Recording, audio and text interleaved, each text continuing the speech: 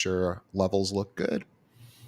And thanks, by the way, for spending a part of your Friday with us. I really do Yeah, appreciate that. absolutely. Before I forget, I want to get you a book. I had emailed your producers or whoever to get an address, but I'd be happy to send you a book. And also, I'll offer that to actually on my website.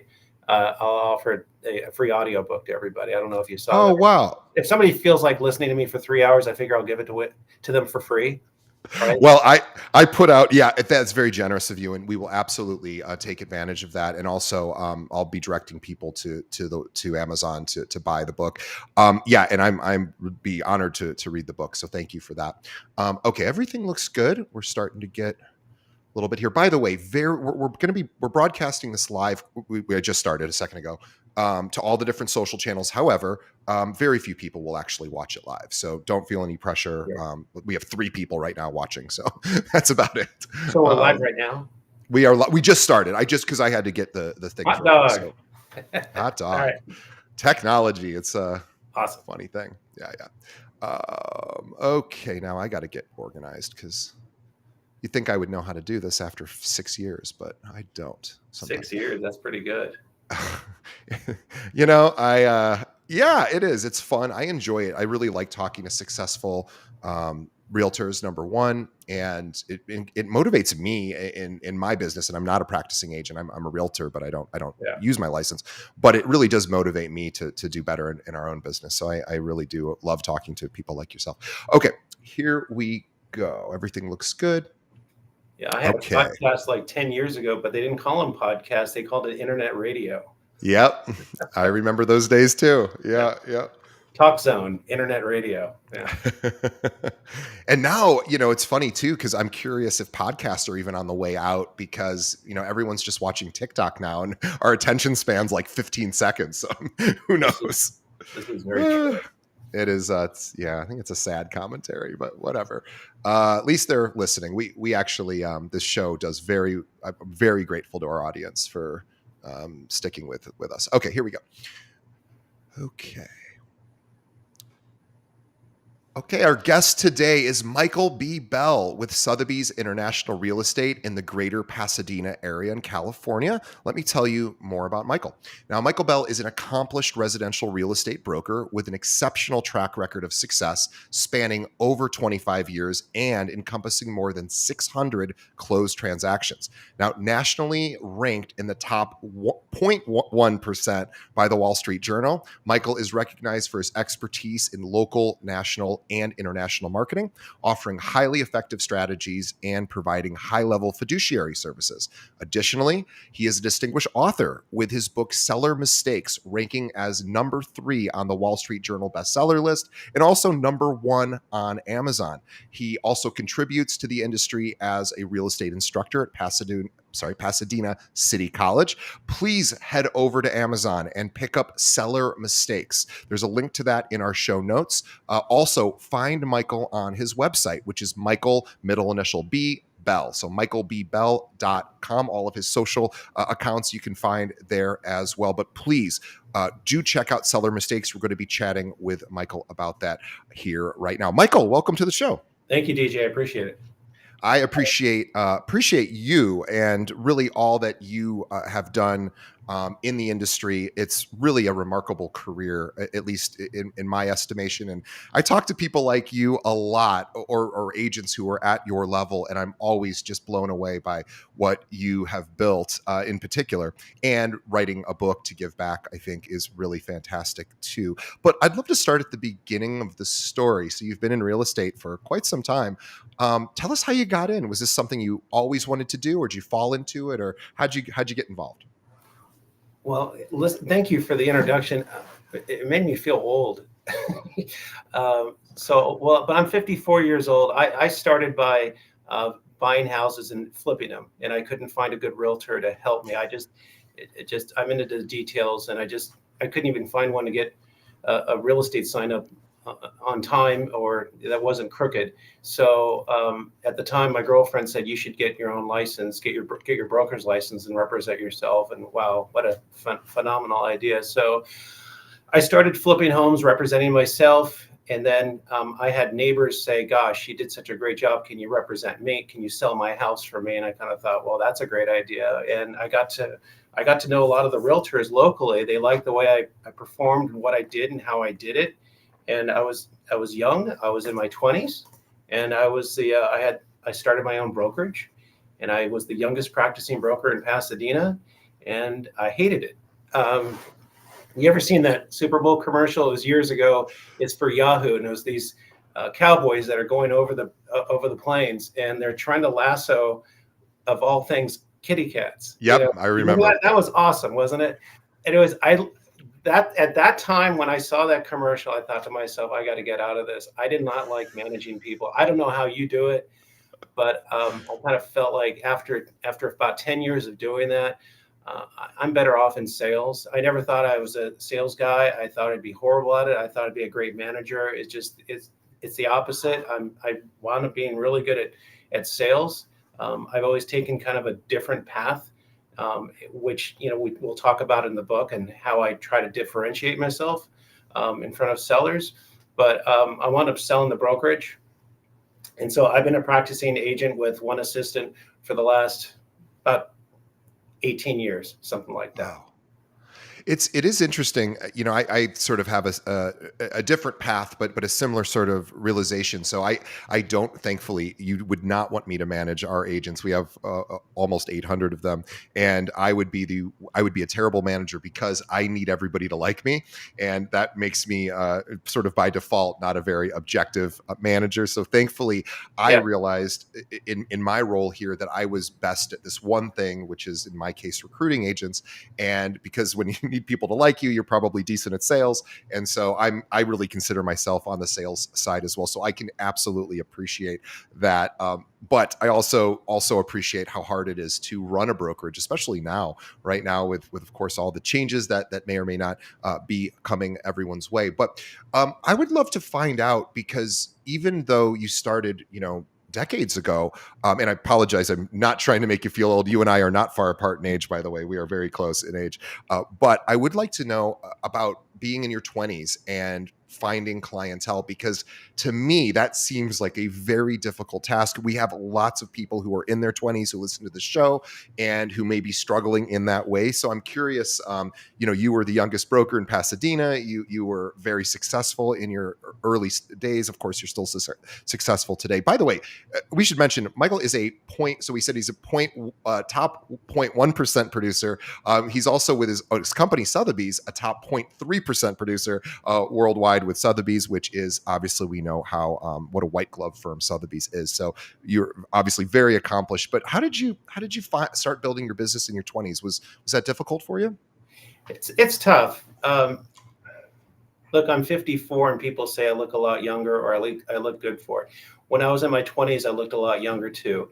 Um, there's a few things that actually I didn't expect this question. There's a thing out there called imposter syndrome, and if you're not aware of it, look it up. And I think it's very, at least for me, it was very natural. I kind of felt like in a way, I was an imposter. Like how could I be selling, back then, an $800,000 house or $1 million house? I'm only 26 years old, and I felt like an imposter. I think part of getting over that is just to understand the syndrome, just to kind Sure. of really when you identify the problem, now you can see it, and now you can kind of develop tools to go over to overcome that. The other thing is, I think in anything in the world, anything you want to succeed in life, you got to lean into it, and you have to be willing to fail. And I failed a lot. I screwed up a lot of listing presentations, but then I learned what to say, and I learned certainly what not to say, and I learned how long you're supposed to talk, and how long, we have two ears and one mouth. You should be listening more than you're talking. That's But you and I could talk about all the little nuances of all of that, of what you should be and should not be doing. But I felt like I learned that at an early age. And for me, also, the other thing is I love education. I love learning. And I've always kind of realized that I would rather learn from the path of successful people than learn on my own. So I got into training. I have a coach. I'm coaching with Steve Scholl. I know everybody kind of knows that guy. Sure. He talks about tactical empathy and emotional intelligence. And if you don't know what I'm talking about, you need to go out and buy the book. It's called Never Split the Difference Yep. from Voss. I forgot the Yep. guy's first name. Yep. An absolute game changer in how you talk with people and negotiate with people. But I think it's going as my went through my journey. I always realized the people that were the most successful were the ones that were trainable and Yeah. Interesting. dived into it. And if you don't have the money, I know the coaching's expensive. Real estate coaching with a company can, like it. One of my old companies was either $500 a month for a group coaching thing, or it'd be like $1,000 or $1,500 for a half hour every week. There's a lot of free stuff out there. I mean, you can go to Buffini, and you can go to the other guy. I forgot. Ferry. Ferry, and Ferry has so much stuff online that you almost don't need to pay for any of it, but it's great free content. But I think if this real estate's a practice. It's a practice of real estate. We're all practicing, and you should keep that practicing going. You need to learn all of that. You need to know what to say, what not to say, and it's one of the things. I know I'm going off on tangents, but I've got a lot to say about this. My younger brother, is a really successful chiropractor, and he's up in Portland, and he sees about 150 people a day. And Whoa. and they call him a healer. And I don't know, it doesn't matter what you think about chiropractors, but this is what resonated with me. It was like 20 years ago. He had called, we had chatted, and he said that, he just went to a seminar over the weekend. I'm like, so what kind of a seminar? Because there's so many different seminars for these guys. And he went to a seminar on dialogues, what to say to people. And, the thing is, if he helps adjust somebody, 100 times, you can't say 100 different things, but whatever you say, you should be able to nail it. And I thought to myself, if my brother, who's a chiropractor, sees the value in understand dialogue, and most realtors, they stick their nose up to it. They stick their Yeah. nose up to training, and they stick their nose up to what to say and how to handle objections. But for me, that was I always believed in it, and then I really believed in it. So I think if you're a real estate agent, you really need to learn what to say and what not to say. Yeah, and you're right. It's a practice, it's a discipline, it's a skill, and it can be developed. You had also said something a couple of things that I thought were really significant. So I just want to step on these a little bit, because Yeah. after 550 episodes, I've really there were a couple of things you said that I really want to really sort of highlight, because it's unique to you. Number one, you said something that I thought was very, very powerful. You talked about imposter syndrome. Every young realtor, or rather every new realtor, I should say, you don't have to be young to be a realtor, of course. Every new realtor goes through this, especially when they get their first listing or their first buyer, or even their first 10. They're going to necessarily, they don't know everything. Of course, they may be out on their own, not in a group, and they may feel that way. What Michael said was something very, very subtle. It was a nuanced point, but it was a good one. And he was really talking about mindfulness. What he was saying was, once he recognized what the syndrome was, in his case, imposter syndrome, by the way, very common. And I have it. I have it as a podcast host after 5 years. I still think, like, why would anyone listen to me? I still have it. I still have it. Me too. Yeah. And maybe it never goes away, and that's okay. Because as long as I can acknowledge, for example, I have an event I'm going to tonight at 7:00. I have to get dressed up. It's this fancy whatever, and I don't know anybody there. I will literally not know one person. Well, I will know one person, but I probably won't even see this person. So I'm going blind. I know at about 6 p.m. tonight, my brain is going to go, don't go, stay at home, lay on the couch, play with the cats. I just know that's what's going to happen. Now, since I know that's going to happen, I can be mindful of it. And then I have a strategy to overcome that, so I could actually go to the event tonight, because it's actually a good thing, a healthy thing for me to go do tonight. So you said this, and again, I know this seems maybe not as well related to real estate practice, but understanding oneself and understanding these tendencies that we all have, these urges or these thoughts that are maybe not super helpful. It's okay. We don't have to necessarily fix them as long as we can acknowledge them, and then, as Michael said, just create other skills to compensate for that. So I just wanted to honor you for saying that, because and the fact that you say you still feel that from time to time is so human and honest. So thank you.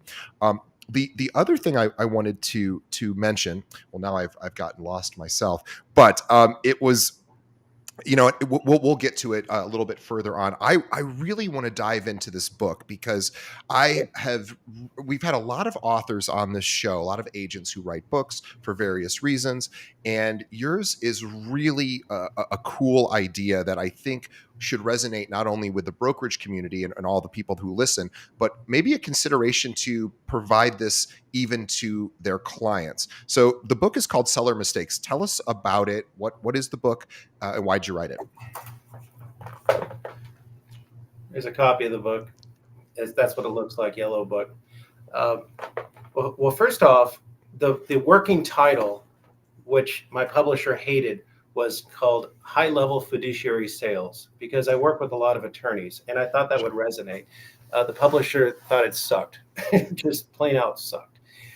So we worked that. So for me, I realize that most sellers, if they're going to pick you, if they're going to hire you, you want to sound different. You want to, and I know we're all trained the same way.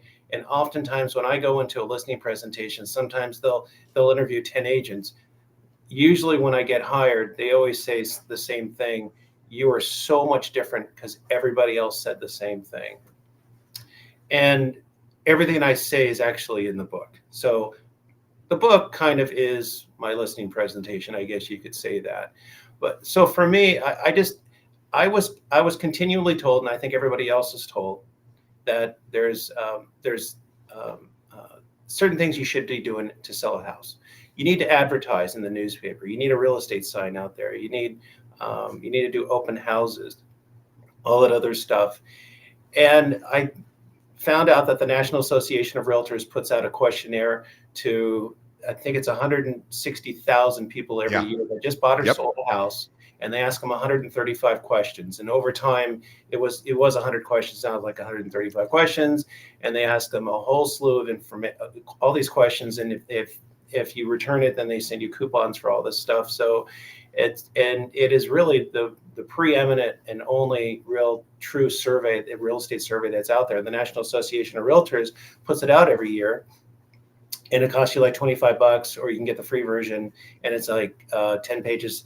And so I love data, and what I was reading in that was completely different than what I was being told by the industry to say to sellers, if that makes sense. I'll give you an example. My broker, every broker I've been with, all said the same thing. You need to do open houses, sell houses. But I mean, look, I should have preempted all of this by saying, if you're a real estate agent, you're probably going to hate what I have to say. You're going to hate a lot of the stuff I have to say, but I want you to know something. It's not my opinion. This is from surveys. So this whole, and the book, I was hoping to sell a few hundred copies. It sold 40,000 copies. All of a sudden, I get a phone call from the publisher saying, you hit the Wall Street Journal bestseller list, #3. It's been 2 years now. But to go back to open houses as an example, the National Association of Realtors does not ask brand new buyers if you bought your house because you found it on an open house. Oh, you wonder why. The reason why is the percentage of people that bought a house because they went through it on an open house is so low. And what they do is, in the industry, everybody kind of knows that open houses have an 8% chance of selling the house. But get this, if you read the question says, and I detail this in the book, the question says, did you find your house because of an open house sign, a billboard, any kind of sign? And this includes data, this includes data for new construction. New construction, they're open all the time. So about 10% of the national stock is new construction. So they lop all of that in, and it's at 8%. But like I said, they don't ask really, they don't ask this the finite question, and it's probably, and nobody really knows it, but it's probably between 2 and 4%. So you got 2 and 4% there. Look, how about the real estate sign? The real estate sign is really important. The brand wants the sign out there. You have a less than 1% chance of selling your house because of the real estate sign. Right. Print ads and mailers, that's less than 1% too. So if you're an agent, your broker is telling you to do open houses, do print mailers, and have the real estate sign. That probably accounts for maybe 5 or 6% of the effectiveness of selling your house. I kind of thought, well, I'm going to dig into all this data and learn a little bit more. And for me, what I was looking at, I started doing a white paper, and a white paper is kind of like a research paper. And I started writing it, and it's loaded with data because I love data, and the book is full of data. It's not a lot. Some of it's my opinion, but the vast majority of it is really hard data, and it's all attributed to where it came from. And I started writing this white paper. And I went to a seminar I love seminars, but I went to a seminar on writing a book. And I kind of thought, well, I'll look into this thing. And after the seminar, I approached the publisher.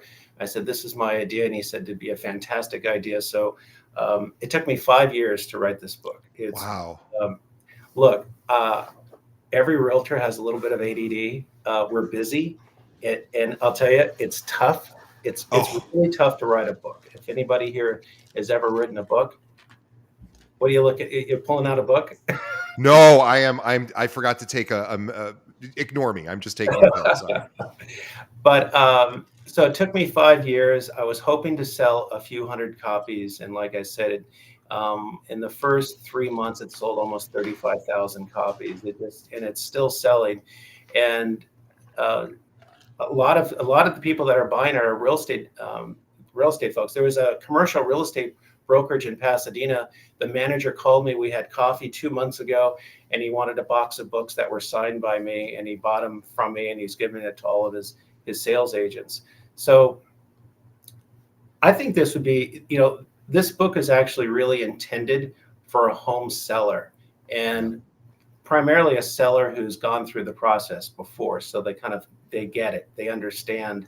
The first-time home seller may not really quite understand the nuances and the difficulties and the challenges and the mistakes because they haven't done it yet. But it's a great tool for anybody across the country. If you wanted to buy it and use it for your listing presentation, I think it would be great. I mean, some of the items in there is not, like I said, your realtors may not like this, but like dual agency. You know what? I get a lot of business because I bring up dual agency within the first. Yeah, let's talk about dual agency. I love it.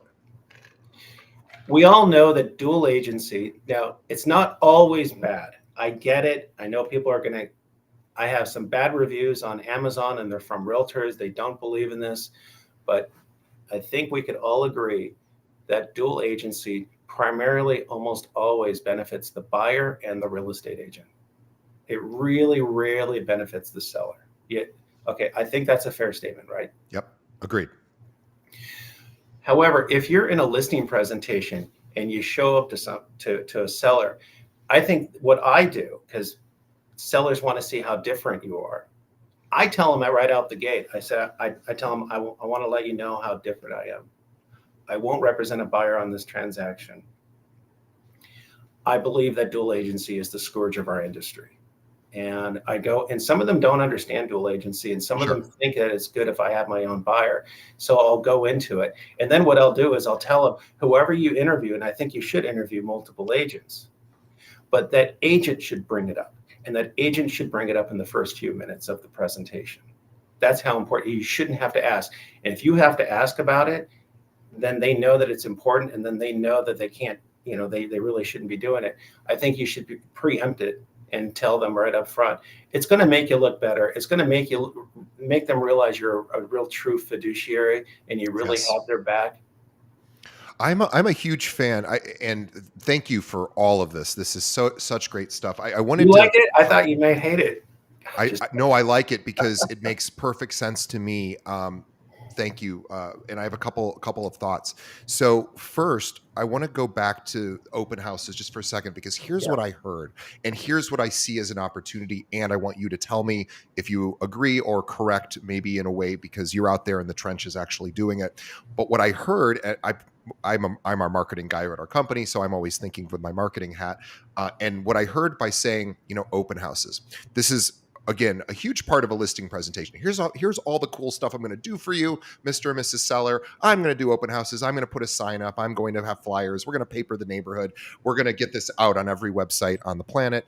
And but open houses specifically, I think it's a huge opportunity to say, let me tell you what open houses actually do, Mr. or Mrs. Seller. They're great for me. And here's why they're great for me. And they're great for, maybe other agents in my office who might be with me on the open house because it's a lead generator for me. I get to have all these buyers come in. Maybe some of them are unrepresented. I get to walk out with all this new business. Is it actually going to help you sell your home? Well, let me show you the data. The data says probably not. And so I'm happy to do them because I'm always wanting to grow my business, but I don't want to do these with the expectation that you think it's actually going to help move your home. Here's what the data says will actually get your home sold. Even just saying that to me separates you from a lot of other agents. Curious to get your thought. Oh, absolutely. I mean, I talk to sellers all the time and say, I'm gonna do what's most effective. What's most effective is obviously great marketing, being on the multiple listing service, all the other portals, great photos, great description, an agent that's going to pick up the phone. I mean, this is one of the things I tell them. Have your friends call me, and if I don't call them back within 2 hours, you can fire me. I love that. I I mean, love you ought it. to be able to return a phone call in 2 hours, right? Or an email. Absolutely. Yeah, but we've all been there where we call the listing agent and the buyer side, and they don't call you back, or they don't call you back for 2 days or something like that. It's frustrating. But the biggest complaint that people have, and probably realtors do in real estate, is communication. Is Lack of communication. Yep. communication. Yeah. Yeah, So I once had on one of the very top agents here in Chicago, and I asked her, I go, well, what do you think it is that you do differently? And I know that this isn't a complete answer, but it was the first answer she said. And when I pressed her, she goes, "No, that's pretty much it." This is a crazy thing to say because it sounds so obvious, yeah. but I've yet to hear very many other agents say this, except for top producers like yourself who do this. She says, "I call every one of my clients every week and I give them an update on what's going on because I don't want them to have to call me to find out what's happening with the home that's for sale or the home I'm trying to put an offer on or whatever." And I said, okay, well, yeah, everyone does that. She goes, no, everybody does not do that. And that was her sort of like, that's what I do. And I go, that is shocking that it is that the bar could be that low to clear because it seems like such an easy thing to do. I tell people I'll call them by Friday, even if I have no update. I'm just gonna let them know there's no update. And then I think we all have these programs where we can send them market updates so they know how many clicks and stuff like that. But yeah, you gotta call them. And if you don't call them on a Friday by Friday evening, they're gonna be bugging you over the weekend, and they're gonna be pissed. So Yeah. you may as well pick up the phone and just call them. Now, I'm They curious. want to hear from you. Of course, yeah, and we're well, I guess that's a different conversation about compensation, but we are real estate professionals are compensated quite nicely for this service, and putting a home on the MLS is, I mean, anyone could really do that, but being in communication and constant communication, they're paying really for expertise, they're paying for customer service, they're paying for guidance, and that's where your value comes in. I have a question though. Let's say you get a text at 10 p.m. and you're done for the day, you're maybe spending time with friends or family. Do you tell them, hey, what do you do in that scenario? Are you still responding, or are you going, I've already told them that my hours are this and this and I'll get to them next morning? What are your boundaries around that? And maybe you'll agree with this. I mean, no one's dying in real estate. You can wait till the next day. I mean, it's not like a medical emergency. Usually, I try to set the parameters when you start getting to know people and you start being friendly with them. But I don't tell them right up front. But after they've signed the listing, I go, hey, by the way, I just want to let you know I've got 2 kids, I've got a wife. I like to sit down for dinner every night. If you text me, I will respond, but it might be as late as 9 o'clock because I do stuff with the boys. We do Boy Scouts and blah blah blah. I think if you tell them that you will respond and it's easier to with the text, that m- most everybody's great. I mean, sometimes we do have monster clients that are just you can never make them happy, and God, you can't wait to sell those things or just let them expire and walk away, right? But Yeah. it's just part of the business. But most people, if you just tell them that, like, I will respond, they're cool with it, or they'll just say, you know what, probably nothing will, is that important. It can just wait till the next day. But I do tell people that text is great for me. It's if it's great for you, great. But I think one of the things you should ask your clients is how do you like to be communicated with? 100%. Do you like email? Do you like a phone call? Do you like text? Because if you have an older client and you're texting them, you might not know that you're just pissing them off, Yeah. because this is not for them. So you got to ask. Yeah, and I'll have a little pro tip to throw on top of that. So asking Michael is it's such a smart thing. How do you prefer to be communicated with? And then I had heard it. I only heard it one agent ever say this, but I think this is such a cool thing. If you're working with clients who have different religious affiliations or maybe from different cultures, different ethnicities, and they may have special days that they do not work. So that's also a nice thing, or maybe certain holidays that they want respected, and they might not want to hear from you on those days. So that's another great question: is, hey, are there any days that you observe where you don't want me contacting you? And again, all of this just demonstrates that you care about the person, that you Yeah. care enough to ask, and you care enough to want to be there, in doing it their way. Oh, but I want to go back to listing presentations because you are clearly the king of listing presentations. You wrote a book that essentially is a listing presentation, which every one of our listeners needs to read. I mean, 40,000 people have already bought it. It's clearly a good book. It's got great reviews, and I can't wait to dig in. But I would also like to know, you said, hey, this is why I don't do dual agency. I love that within the first few minutes. Here's what dual agency is. Here's why I think it's the scourge of the business. And let me sort of explain the math about why, as a fiduciary, it doesn't really make a lot of sense for me to do that because my job is to protect you and et cetera. And you have data to suggest that dual agency doesn't benefit the list or the seller. So would love to know what else you may do in a listing presentation that differentiates yourself. I actually tell people they should interview a few agents. So Love that. national stats: 75% of all home sellers interview one agent. Yeah. Okay, 10% of them interview three or more. And then the crazy thing is that 75% of all home sellers never use that same agent again It's that they crazy. that they wind up hiring. So you got to wonder why.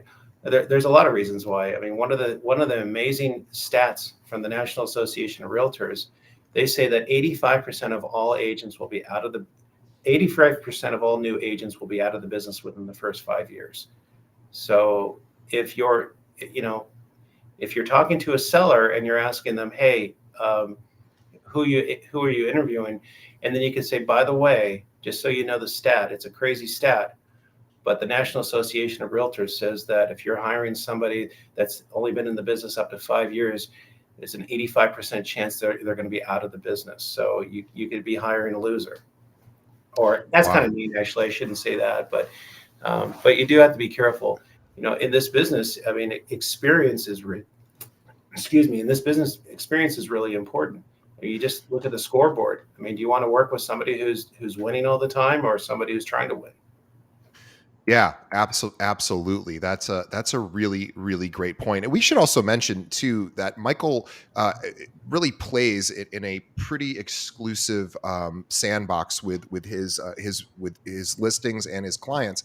I was perusing some of your listings. It was not uncommon to see listings in the mega million sort of range. I know your average home sale is well over is right around 2 million or so, and you go up from there. And so these I'm curious if did you always play in the luxury or the high net worth space, or did you sort of eventually graduate to those types of clients? So I know where you're going with this because everybody wants to. If you want to make more money in real estate, the easiest way to do it is to go to a higher price point. And when you get to those higher price point ones, I think it's important to market yourself a lot more.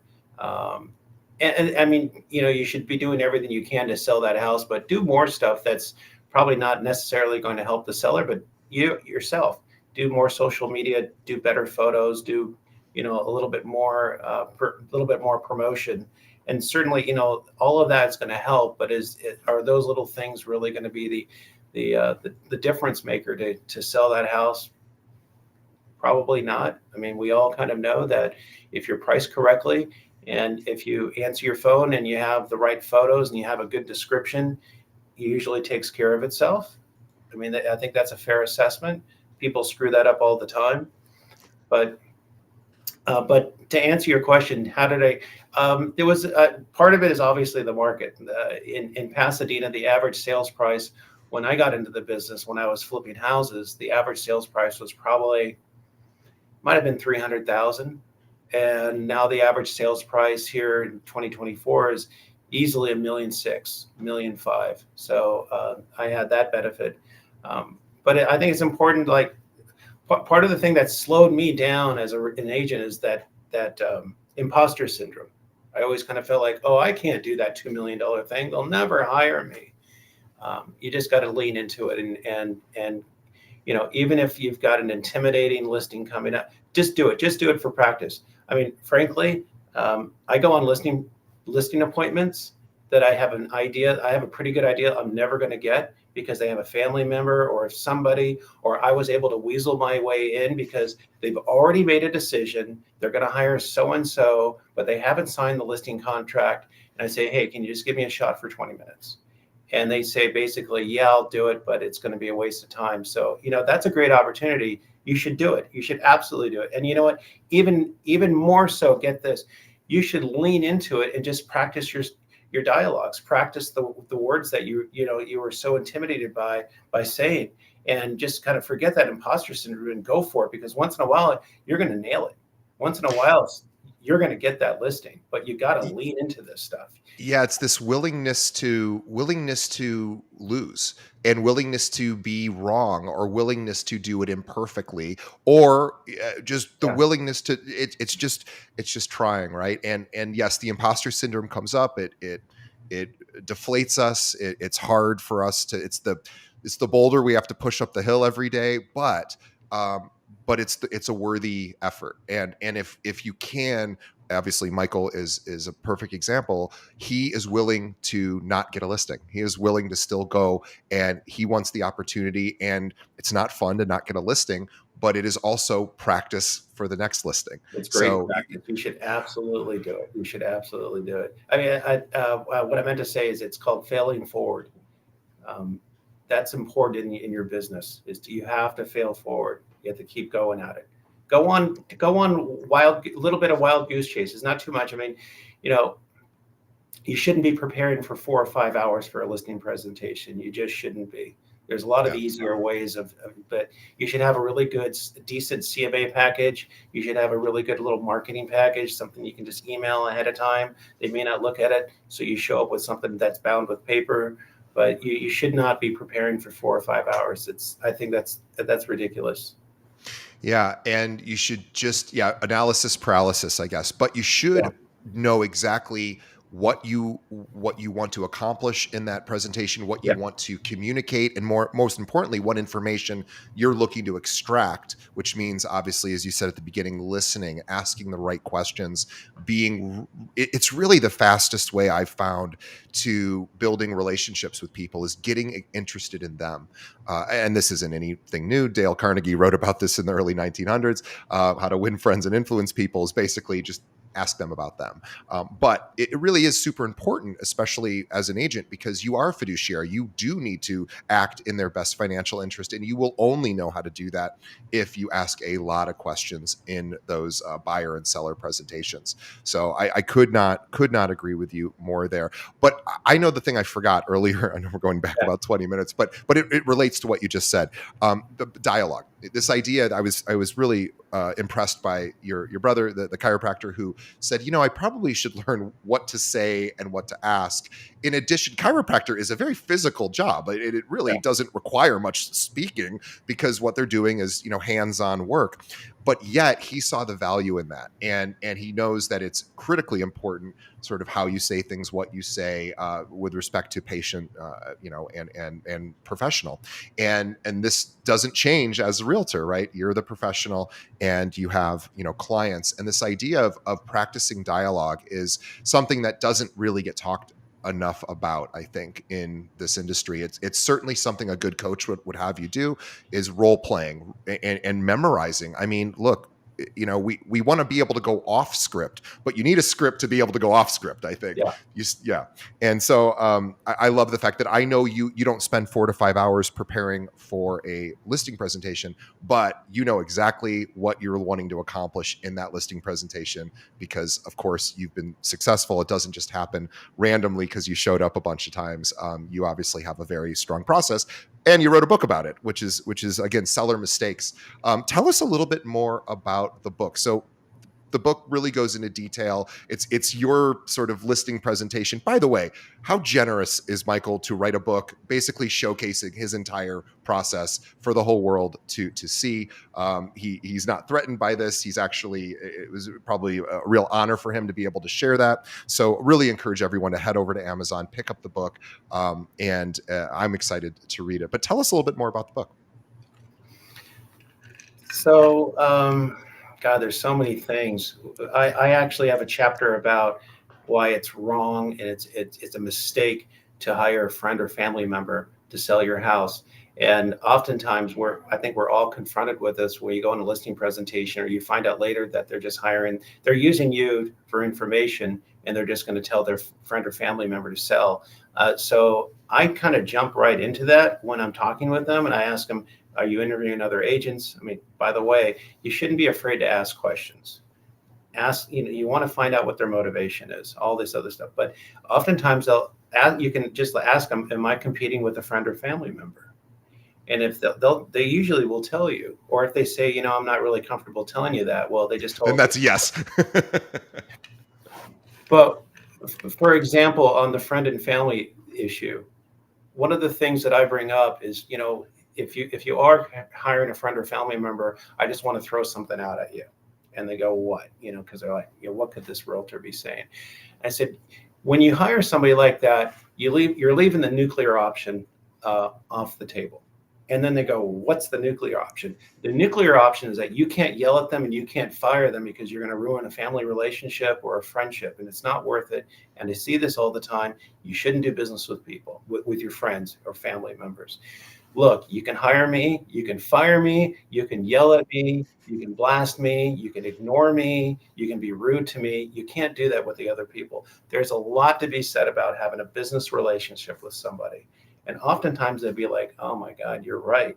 And then they'll talk about how, everybody has stories about a relationship that went sour because you went into business with that person. But I think it's important to kind of throw that out there while you're talking with somebody, maybe over the phone or when you're getting there. But I want to backtrack a little bit.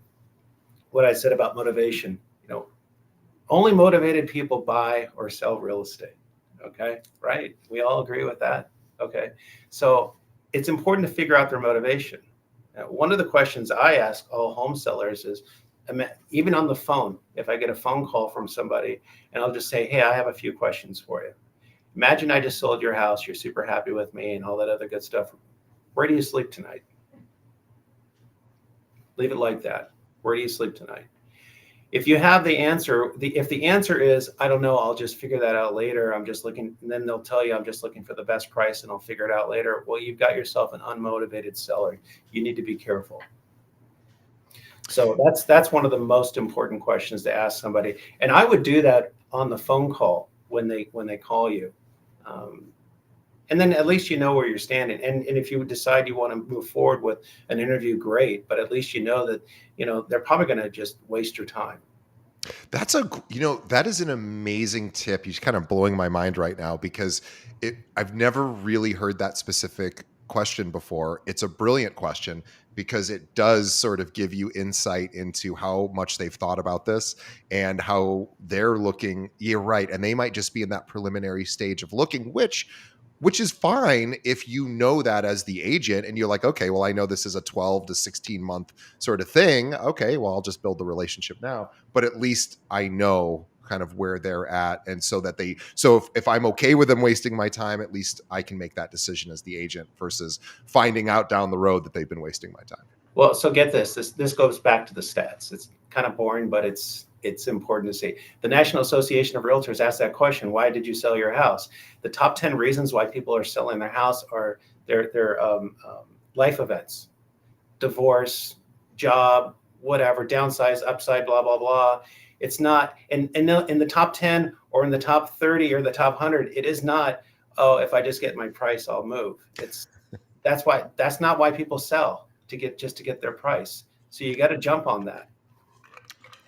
That's a really, really good point. So, boy, that is a great point, Michael. I really appreciate that. Again, these are the kind of things that are in the book, everyone. And Yeah. Michael does a deep dive into, and he mentioned at the beginning of this conversation that the National Association of Realtors does this study every year, and it is fascinating. And it's worth the $25. If you don't have the 25, as Michael said, read the free version, because you're going to find out at the very least how people choose their realtor, and or at least the statistics of what is most likely going to be the motivators for people to choose their agent. And what's interesting to me is, for 20 years I've been hearing that technology is ultimately going to replace the agent because the agent won't be as significant.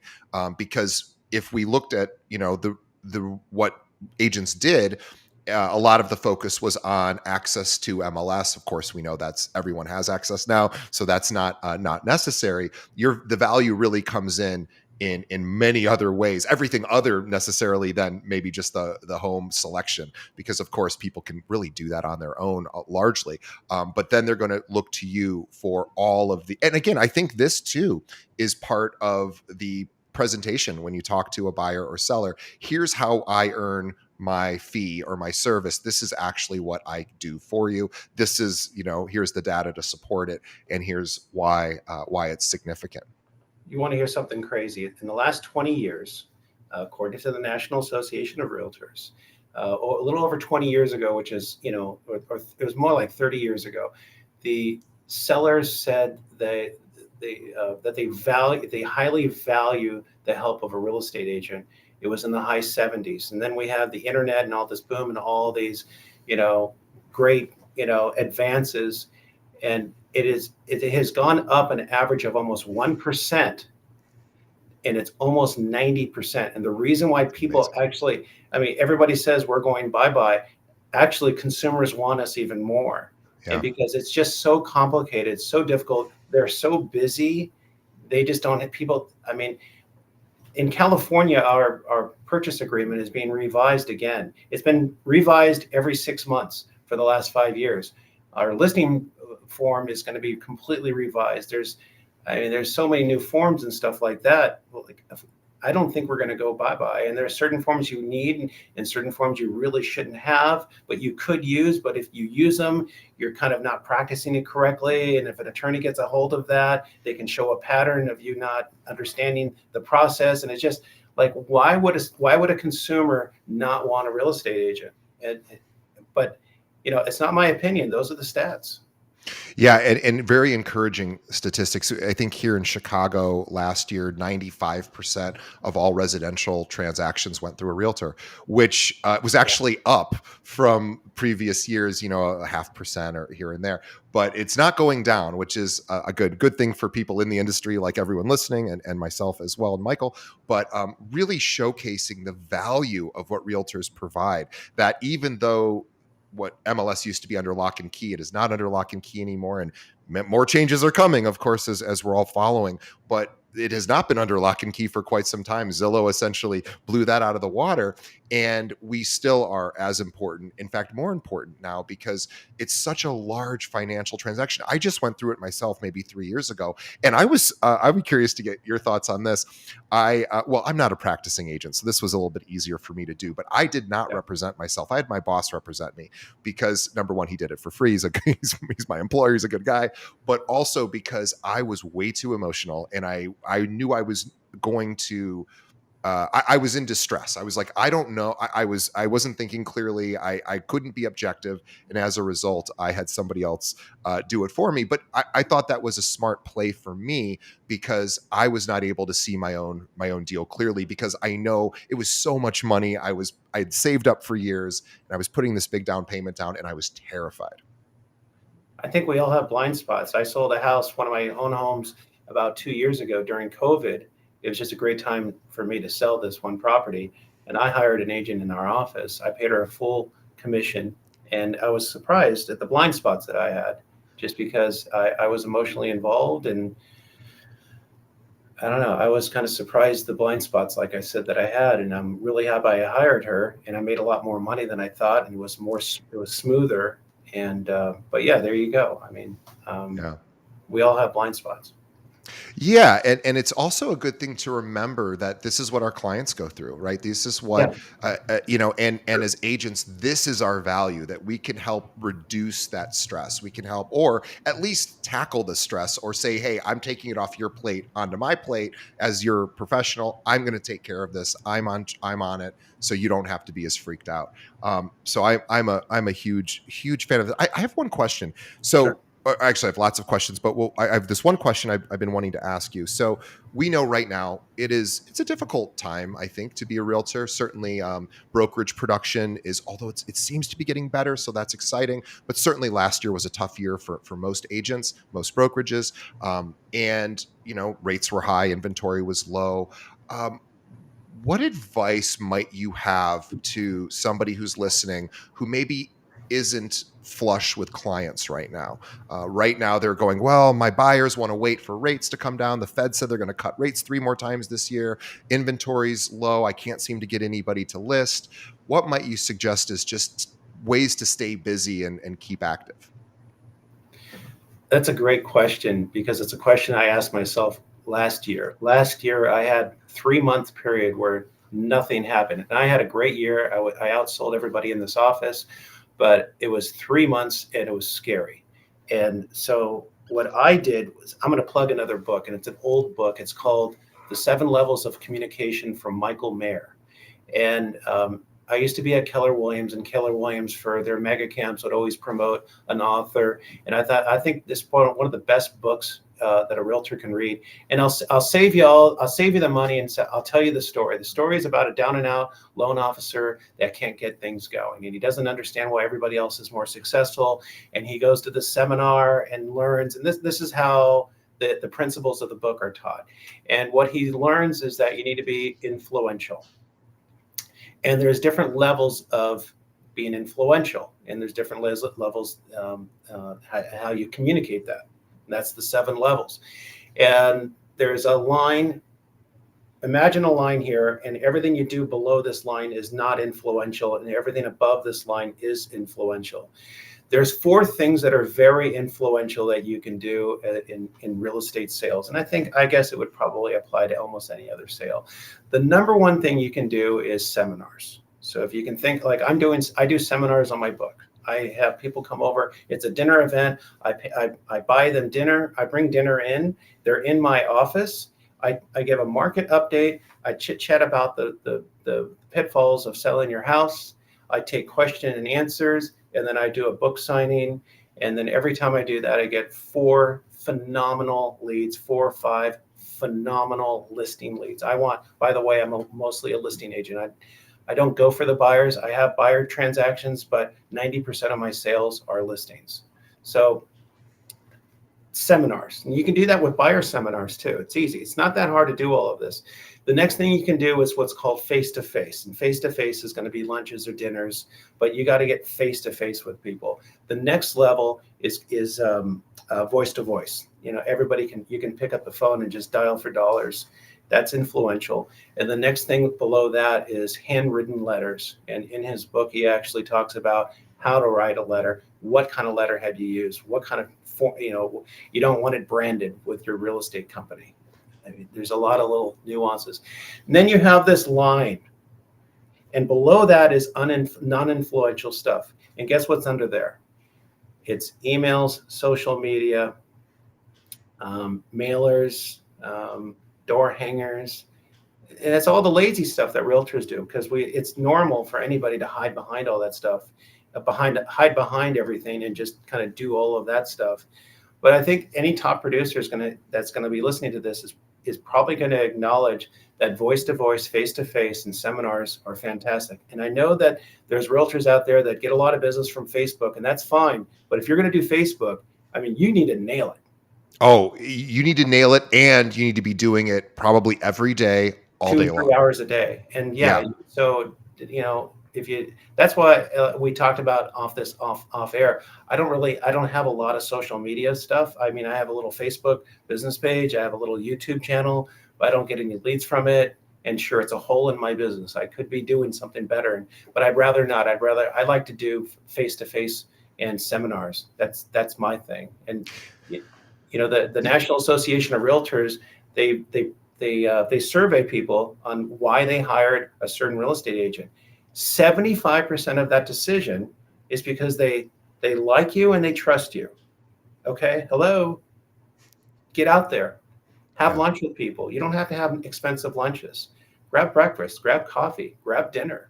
You know, easy. Do the same thing with attorneys. CPAs. Yes. Those are where your referral sources.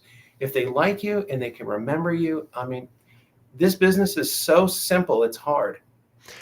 I know. I love that. You just got me on that one. It's so simple. It's hard. And it is hard. But it is simple, right? It's like a push up. It's hard, but it's simple and it's effective. And so what you're really talking about, how I heard that, is influential activities are interpersonal, meaning we are interacting with another human being, either in person, over the phone, um, or via a handwritten note, or something to that effect. But or we're either sitting with them, we're talking with them, or we're writing them. And just to go back to handwritten notes for a second, I mean, Brian Buffini built a whole career. Not This is reducing him to just one thing, which is not fair, because he's a great coach. But one of his big tenets is handwritten notes, and he's not wrong. And in fact, nobody does them at all anymore. So the idea of even doing a handwritten note in and of itself Yep. is going to separate you. And I like the idea of not using company letterhead. Get your own stationery, or just do some. And we'll plug the 7 Levels of Communication book, so people can learn exactly sort of the thoughts behind how to do this. But interpersonal communication is the way. And I'll tell you, one of the top agents in Chicago, I asked her what she's doing this year, and she goes, I have a lot of people. She's been doing this 20 plus years. I'd love to get your opinion on this. Is, speaking of interpersonal, is she has, of course, people, as they retire, they move out of Chicago and Illinois and go somewhere warm. And a lot of times that's Florida or Texas or Arizona or wherever it may be. And she refers business all over the place. And she goes, I've never visited any of these other agents. So she flies down, she interviews 3 or 4 different agents. She hangs out with them for a day or so to really understand, what do they do? How do they do it? And I said, boy, that is a brilliant strategy, because of course, hopefully some leads will come her way as she's providing leads. But she goes, no, these are my clients. I have to make sure that as I'm referring this out to somebody in Boca Raton or wherever, that they are as good as I am, because I just can't look at Zillow and go, well, this is the person with the best number of reviews. I mean, yeah, that's a start. But she goes, I need to meet this person face to face. I want to see how they interact with their clients. And I thought, boy, what a smart strategy. Yeah, that's great. And I think for a newer agent, you had asked about this. What do you do? It's easy for a new agent, I think, to feel like a fire hose has hit your mouth, Yeah. and it's really hard to swallow. And so, there's 2 things I've always told agents. One, I haven't said this in a while, but it's really important. You should only listen to people that are making a lot of money. That's true. Yes. Because everybody's going to give you opinions when you get into the business. Opinions are free. I used to do this. I used to do that. And this is how it works. And it's like, well, if they're not, okay, if you want to make $1 million in real estate, talk to people that are making $1 million in real estate. Sorry, don't listen to anybody else, But the other thing I think is really important is, and I learned this when I was at Keller Williams, and I think the world of Keller Williams and the education stuff that they have. But what I learned from there is you should do 3 things and do them really well. Don't do more than 3 things. It's just too hard to do. So if you're going to do seminars, great. If you're going to do social media, great. But But don't feel like you have to do 10 things, because you spread yourself too thin, you're not doing it very well, and the consumer is going to figure that out really quick, and you're not going to get any business. Yeah, the Whatever you do, nail it. Yeah, jack of all trades, master of none. Yeah. So you want to be a master. So master three. Yeah, I'd read that in many business books years ago. Just in a day, like running the business here, it's like I'm really good at like 3 to 4 things tops, maybe 5, maybe, but really probably 3. And so I also think too, being able to say to doing your listing presentations, this is what I do, this is what I do well. Here's the data to back that up. I love the one thing you said. I just want to go back to this because it is really a powerful thing. I encourage you, Mr. and Mrs. Teller, to explore other agents before making a decision. Why would someone say that? Well, to me, it demonstrates a really high level of value because you are actually saying something that is in their best interest. And I think that is a real demonstration of character and the willingness to say your needs are more important than mine, which is really a significant message that I'm assuming most agents aren't going to communicate in that listing presentation. I love that you say, I encourage you to talk to others. Well, you're not really letting the wolf into the hen house, because chances are they're not going to let the wolf into they're not going to do it. Right. You're giving them good advice, and they really should do it. Once in a while, I have that happen, and then they call me a few weeks later. They're like, "Actually, I took your advice. I interviewed 3 other agents. What a waste of my time. It made you look better." And I'll be like, "Yeah, all right." Well, either way, it's going to make you look good, because whether or not you even get the thing, they're going to remember that you were so honest and so helpful, that even if, it's that sort of almost reciprocity thing, that principle of reciprocity, where we do something for someone, they feel an obligation to sort of return that favor. But you're absolutely right. It reminds me of when I was a financial advisor a million years ago, the top agent, or the top financial advisor in our office, $1 million big revenue producer. He goes, "I'm going to tell you guys exactly what I do every day, and none of you are going to do it." So, and you're right. So by telling the client, "Hey, this is what I really suggest you should do," they're not going to do it, I mean, they might do it, and that's in their best interest if they do. If they don't, they still look at you and go, "Wow, that person was willing to invite in the competition because that's how confident he is in his own services." I think that's a powerful message. It's also a sad commentary about what you said, is that we're sitting there, I'm giving you all this, I think, is great advice. I mean, this is the stuff that's made me over $1 million a year, but most people won't do it. And I learned that years ago, because I used to keep everything close to the chest, and I didn't want to share. And because I thought, I don't want somebody to get my ideas, I tell everybody everything that I do. There's very seldom that I'm the only agent in our office that uses our office for networking events. I just had one 2 nights ago. We had 35 people here. I invited a whole bunch of attorneys, and it would cost me $600. I had a group of 35 attorneys and CPAs in my office for $600. Sorry, that's a great deal. And we just yip yap. No agenda, no presentation. I had some music going on. I bought a bunch of booze. I ordered 3 pizzas. And I told them, "There's no agenda. Would you like to come over for a mixer? It's from 6 to 8. Boom. I mean, and they're in my turf. They're on my turf. I mean, this is something I just started, and I read the book 20 years ago. I should have done this a long time ago, but that's something anybody can do, because, if you think about it, I couldn't take 35 attorneys and CPAs out to coffee for $600. Right. Now I got them all circulating and chit-chatting. It's like, this is gold. I think I'm going to keep doing this stuff. Yeah. And it's interpersonal, and it's also of service to them, because they do have clients they need to refer. They do have these problems that you can help solve, and vice versa. Of course, your clients need estate planning attorneys. They need divorce attorneys sometimes. Yeah. They need accountants and professional services. And I love that. That is a great, we have a space here at our office. Like I said earlier, we have almost 800 agents. Do you know how often one of our agents uses our space, which, by the way, 24/7 access. We do not even, they can come in anytime, 3 a.m, they can come in.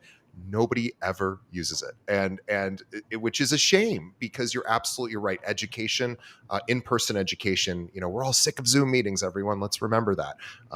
So yeah, great. And Michael, I could talk to you all day, but Yeah. you're too busy to talk to me all day. And I would like to We got three really more thank. hours. Well, that is you have given us so much value in this. Really, I really encourage everyone. Michael said probably about 10 things that every one of our listeners could start doing, or adjust their strategy Yeah. to do a little bit differently. We don't And cost that really, much. well, it was really amazing, and all of this is also in his book, Seller Mistakes. Again, top seller on Amazon, number one actually on Amazon. So we have a link to that in the show notes. Please pick up the book. Consider also maybe sharing it with your clients. This is a great, maybe somebody who's not quite ready to sell but wants to say, hey, I've got a book I want you to read, so that you can get educated, so that when you are ready, boy, I mean, imagine doing that for somebody. We now have something to give them, and it's a value. Will they read it? Who knows? But they're going to see that you care enough about what their process is to actually help educate them. And you, the agent, should read it too, because you're going to learn exactly how Michael has done it for 20 plus years, 25 plus years, and he is really at the top of the mountain as far as production goes. So why not just steal his ideas? He put them all out there for you to take. You can always call, if you have a client that you're going to be interviewing for in a few weeks, you can call them and say, I'm going to send you a book. It's from this crazy guy in Pasadena who wrote this book. 40,000 people bought it.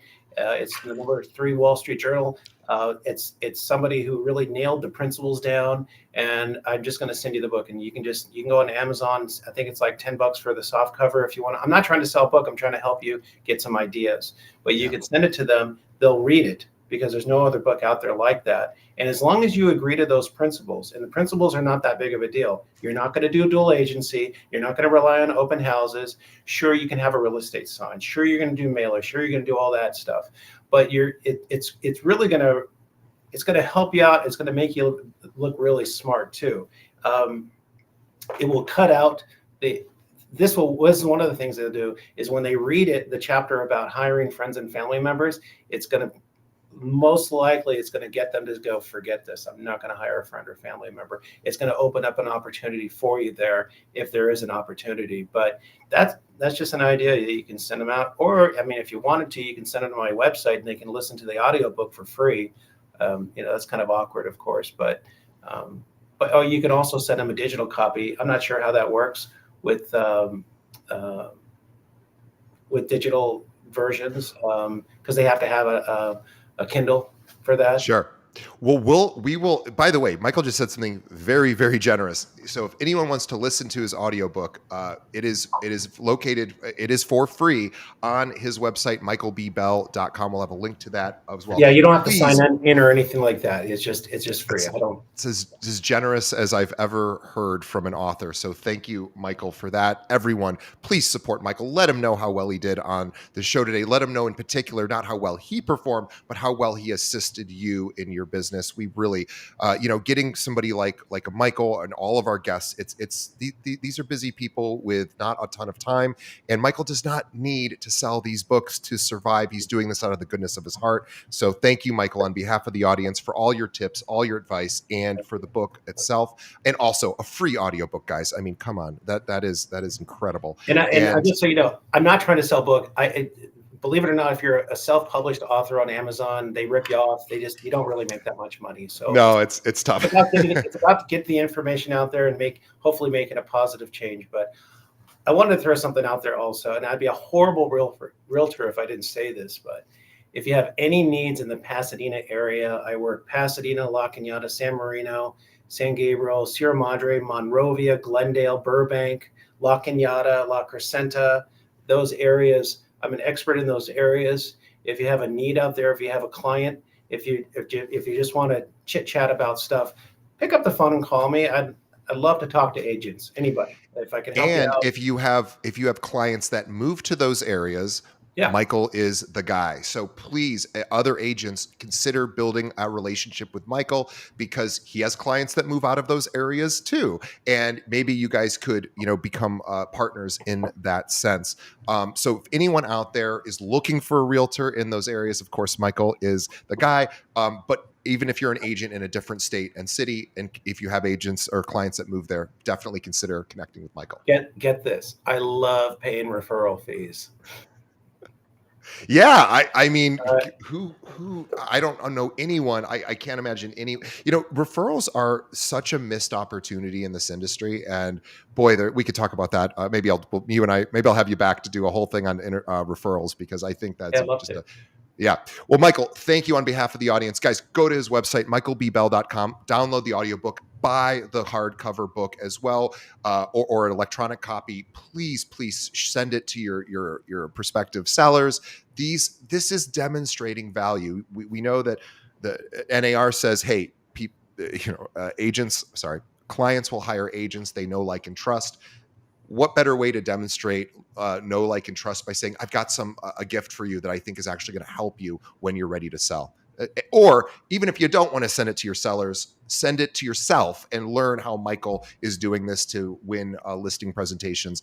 And boy, if you want to see a pretty impressive roster of listings, go to his website and see some of his listings, and you'll get a sense of exactly the kind of sort of homes that he wins over. So, Michael, thank you on behalf of the audience. Thanks, guys. You're welcome. On behalf of Michael and myself, we want to thank the audience for sticking around to the very end. Please support Michael. Let him know how much you appreciated him being on the show. Please tell a friend about this podcast. We are 6 years in, and we have the most listeners and viewers we've ever had, but we could always use more. So please tell another agent in your office about this interview with Michael. Shoot them a link to our website, which is keepingitrealpod.com, or just whatever podcast app you're on. Search for Keeping It Real. Hit that subscribe button. Please also leave us a review. Let us know what you think of the show. We take all your comments very seriously. This show is for you, so we want to hear how to make it better. So please keep us in the loop there. And last, support our sponsors. They're the ones who keep the bills paid and keep our staff producing these episodes. So please check out their products and services. We love our sponsors. Michael, thank you so much. We will see everybody on the next episode. Thanks.